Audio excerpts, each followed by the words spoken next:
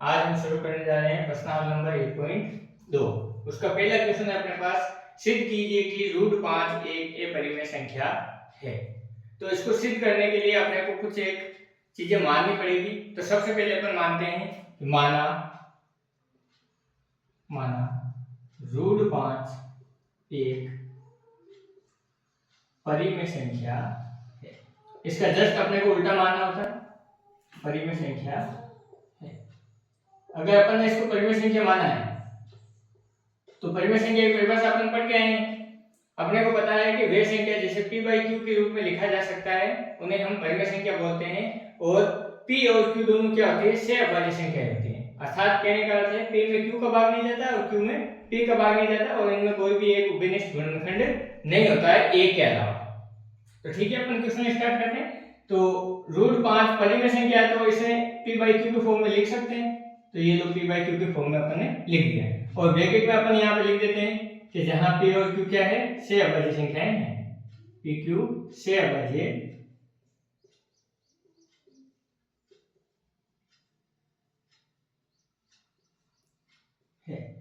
अब दोनों तरफ अपन वर्ग करके देख लेते हैं।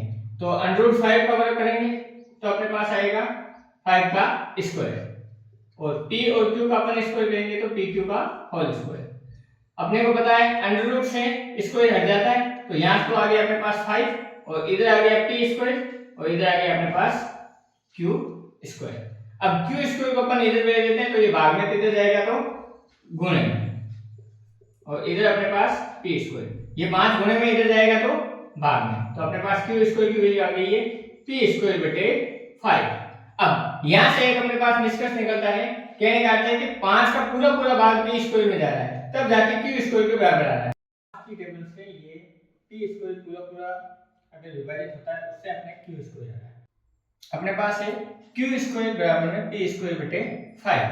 तो कहने का मतलब है कि 5 का पूरा पूरा भाग p स्क्वायर में जाता है, तब जाके अपने पास क्या आता है, q स्क्वायर। तो कहने का अर्थ है कि p स्क्वायर 5 से क्या हो रहा है, 5 से विभाजित होता है, 5 से विभाजित हो रहा है, विभाजित है। तो p भी 5 से विभाजित होगा, p 5 से विभाजित है। कैसे, अपन अभी देख लेते हैं। अगर मान लो अपन ने p माना है 15, तो p स्क्वायर करेंगे तो आएगा अपने पास 225। 225 को अपन 5 से विभाजित करेंगे तो ये पूरा पूरा इसमें भाग चल जाएगा 45। अब ऐसे ही अगर अपन p की जगह 15 रखें और इसमें भी 5 का भाग करें तो भी 3 बार पूरा पूरा भाग जाना है। कहने का अर्थ क्या है कि अगर p स्क्वायर 5 से विभाजित होता है तो p भी 5 से विभाजित होता है। अगर यहां तक अपन क्वेश्चन करते हैं तो इससे आगे ये मानते हैं, तो अपन मान लेते हैं यहाँ पे p बराबर में 5c, और इसमें अपन वैल्यू रख देते हैं। तो q स्क्वायर बराबर में p की जगह अपन ने 5c लिख दिया, और इसका स्क्वायर था तो स्क्वायर और बटे में 5। अब q स्क्वायर अपनी जगह 5 का स्क्वायर आता है 25, और c का स्क्वायर c स्क्वायर अपॉन में 5।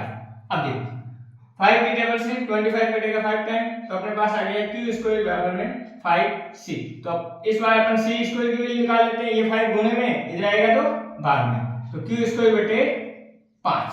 तो यहां से भी वही चीज अपने सिद्ध हो रही है कि 5 q स्क्वायर से पूरा पूरा विभाजित होता है, तब अपने पास क्या आता है, c स्क्वायर आता है। तो यहां से अपन लिख सकते हैं q स्क्वायर 5 से विभाजित है। अगर q स्क्वायर 5 से विभाजित है तो q भी 5 से विभाजित होगा, तो लिख देते हैं q 5 से विभाजित है। अब शुरुआत में अपन ने माना था कि p क्या है, p और q क्या है, परिमेय संख्या है। √5 परिमेय संख्या है और p और q सहअभाज्य संख्या है। सहअभाज्य संख्या की एक ही शर्त है अपने पास कि दोनों में कोई उभयनिष्ठ गुणनखंड नहीं होगा, परंतु यहाँ पे p स्क्वायर 5 से विभाजित हो रहा है और q स्क्वायर भी 5 से विभाजित हो रहा है, अर्थात अपने पास यहाँ क्या हो रहा है, विरोधाभास उत्पन्न हो रहा है। तो अपन लिखेंगे यहाँ विरोधाभास उत्पन्न हो रहा है, यहाँ विरोधाभास उत्पन्न हो रहा है, क्योंकि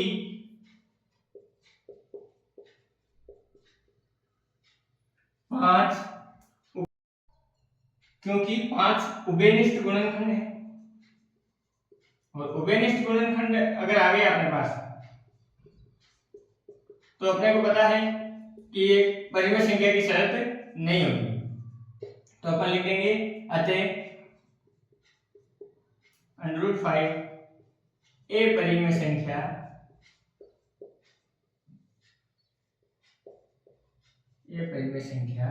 है।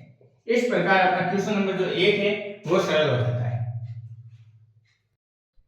अब अपन शुरुआत करते हैं क्वेश्चन नंबर 2। क्वेश्चन नंबर 2 है अपना, सिद्ध कीजिए कि 3 + 2√5 एक ए परिमेय संख्या है। तो जैसा कि अपन ने पहले क्वेश्चन किया है उसी प्रकार इसका जस्ट विपरीत अपने को मानना होता है। तो अपन मान लेते हैं यहां से, माना 3 + 2√5 एक परिमेय संख्या है। परिमेय संख्या, अगर ये परिमेय संख्या है तो इसको कुछ ना कुछ मानना पड़ेगा, तो p/q के फॉर्म में अपन इसको लिख लेंगे और p और q क्या होगी, 6 अभाज्य संख्या होगी। तो यहां से लिखते हैं अपन 3 + 2√5 = p/q और ब्रैकेट में लिख देते हैं pq 6 अभाज्य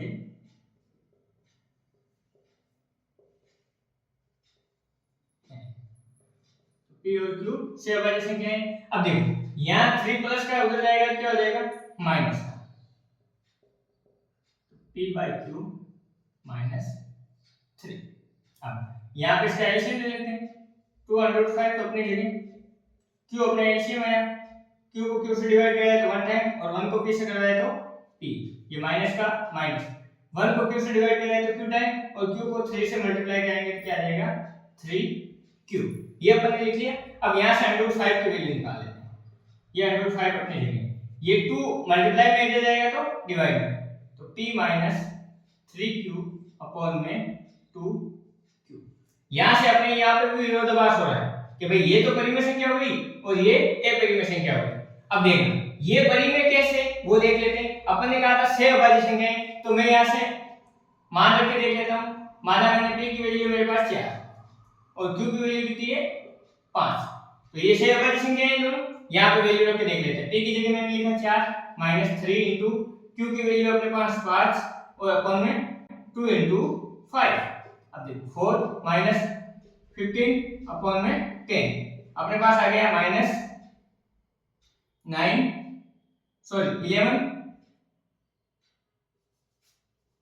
अपने पास आ गया है -11 अपॉन में 10। तो ये तो एक परिमेय संख्या होती है और ये क्या है अपरिमेय संख्या है, तो अपन इसको तो लिख देते हैं अपरिमेय संख्या और इसको अपन लिख देते हैं परिमेय संख्या। तो कोई परिमेय संख्या और अपरिमेय संख्या समान हो सकती है क्या, तो अपन यहां से लिखेंगे, यहां विरोधाभास उत्पन्न हो रहा है,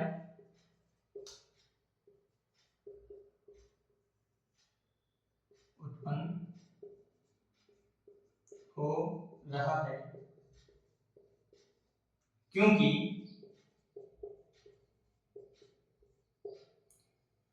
अपरिमेय बराबर नहीं है, अपरिमेय बराबर नहीं है परिमेय संख्या। अतः 3 + 2√5 एक अपरिमेय संख्या है।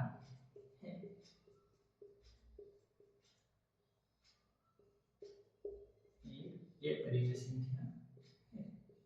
इसी के साथ अपना क्वेश्चन नंबर जो 2 है वो समाप्त हो जाता है। अब क्वेश्चन नंबर 3 अपना है, सिद्ध कीजिए कि निम्नलिखित संख्याएं अपरिमेय संख्या है। पहला क्वेश्चन है अपने पास 1/√2। तो जैसा कि अपन पिछले क्वेश्चन में करते आ रहे हैं वैसे अपने को इसका जस्ट विपरीत मानना है, तो अपन मान लेंगे, माना 1/√2 एक परिमेय संख्या, अपन ने इसको परिमेय संख्या मान लिया।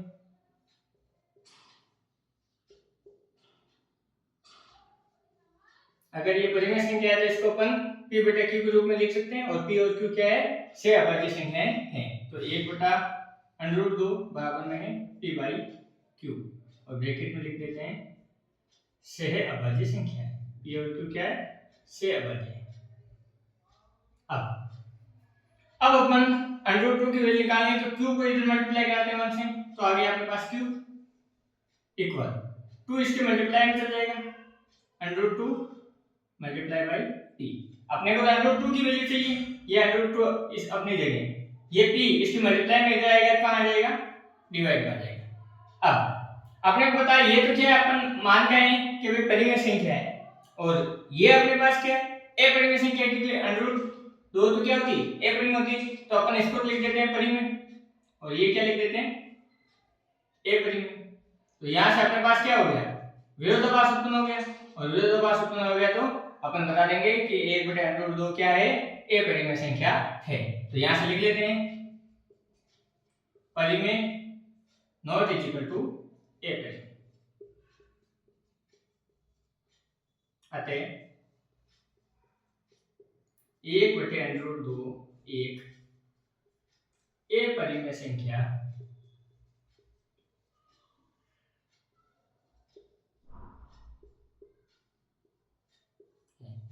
इसके साथ इस क्वेश्चन का अपना पहला क्वेश्चन समाप्त हो जाता है। अब अपन बढ़ जाएंगे क्वेश्चन नंबर 2 पर। अपन क्वेश्चन नंबर 2 अपने को बोल रहा है 7√5। तो पहले अपने को इसको जस्ट उल्टा मानना पड़ेगा, तो यहां से मान लेते हैं, माना 7√5 एक परिमेय संख्या है। परिमेय संख्या, अगर ये परिमेय संख्या है तो अपन इसे p बाई क्यू के फॉर्म में लिख सकते हैं। तो 7√5 is equal to p by q, और p और q क्या है अपने पास? सह अभाज्य संख्या है, सह अभाज्य। अभी अपने को √5 की वैल्यू निकालते हैं। ये 7 मल्टीप्लाई में हो जाएगा तो कहां जाएगा? डिवाइड में, तो p बटे 7q। अब सह अभाज्य संख्या, तो p को कुछ ना कुछ मान लें, 4 मान लिया, और q को अपन ने क्या मान लिया? 5। तो यहाँ मान रख देखते हैं, p की जगह अपन रखा 4, और ये 7 के साथ, और q की जगह क्या लिख दिया? 5। तो देखो 4/35, ये क्या है? एक तरह से परिमेय संख्या है, और ये क्या हो गया? √5 अपन पढ़ के आए हैं कि भाई ये परिमेय संख्या होती है, तो यहाँ से अपन क्या बता देंगे? ये तो क्या है? अपरिमेय, और ये क्या हो गई? परिमेय। तो परिमेय और अपरिमेय संख्या कभी बराबर नहीं होती, तो यहां से लिख देंगे अतः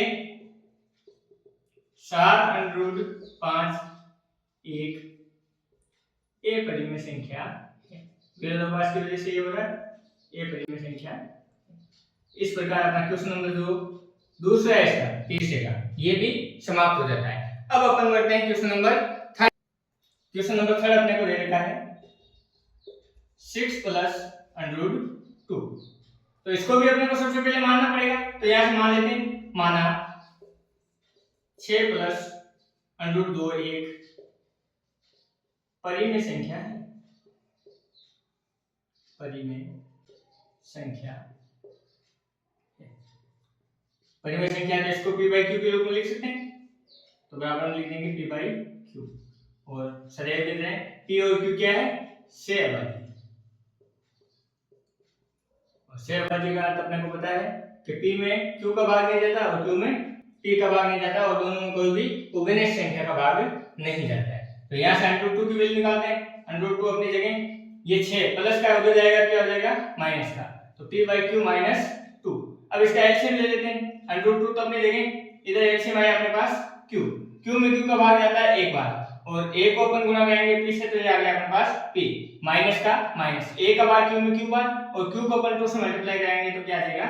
2q। तो ये तो होती है परिमेय संख्या, और ये होती है अपरिमेय। क्यों? क्योंकि अपने को पता है p को अपन कुछ ना कुछ मान लो, जैसे अपन 2 मान लिया, और q को अपन ने क्या मान लिया? 3। तो ये दोनों सह अभाज्य संख्या हैं, इसमें वैल्यू रख देते हैं। तो यहाँ रखा अपन ने 2 माइनस 2 इंटू q की जगह अपन रखेंगे 3, और यहाँ पे भी क्या आ गया? 3। तो ये 2 - 6/3। तो अपने पास कितने बच गए? -4/3। तो ये क्या होती है? परिमेय संख्या होती है, अर्थात ये क्या है? परिमेय संख्या, और √2 क्या है? अपरिमेय संख्या। तो इसको तो अपन लिखेंगे अपरिमेय संख्या, और इसको लिखेंगे अपन परिमेय संख्या। तो परिमेय संख्या और अपरिमेय संख्या बराबर होती है क्या? नहीं होती है। तो यहाँ क्या हो रहा है? विरोधाभास हो रहा है। तो अपन यहाँ पे क्या लिख देंगे? अतः 6 प्लस √2 एक परिमेय संख्या,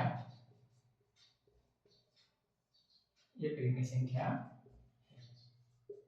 इसी के साथ अपने प्रश्नावली नंबर जो 1.2 है वो समाप्त हो जाती है। अब इसके बाद अपन पढ़ेंगे प्रश्नावली नंबर 2 पे। धन्यवाद।